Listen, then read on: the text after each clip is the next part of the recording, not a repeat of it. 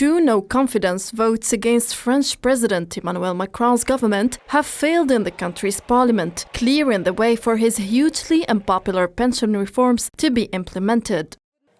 Here are the results of the vote. Majority needed for the no-confidence vote, meaning the absolute majority of this assembly is at 297. For the adoption of the motion, 278. Since the needed majority was not reached, the motion of no confidence is not adopted.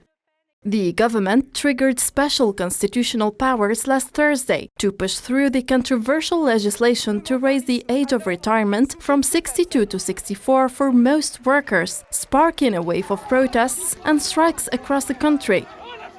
As you could have understood, the hundreds of thousands of people who are now gathering together every day in the entire country since last Thursday and since Macron bypassed the assembly will not stop just because this motion of no confidence has barely failed, just lacking 9 little votes. Nothing has been fixed in the country, and the country continues to head towards a political crisis that Macron himself started.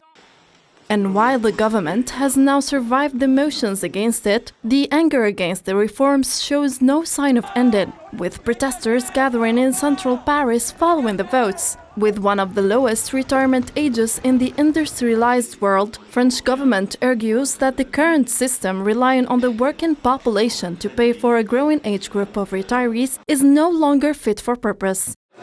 The born era is over. The reality is that the government is hanging by a thread. We're not going to say that they are no longer standing. The 9 lacking votes were simply about who couldn't go with us until the end, who was ready to vote against the text this way, but who didn't want a dissolution because they are afraid of it.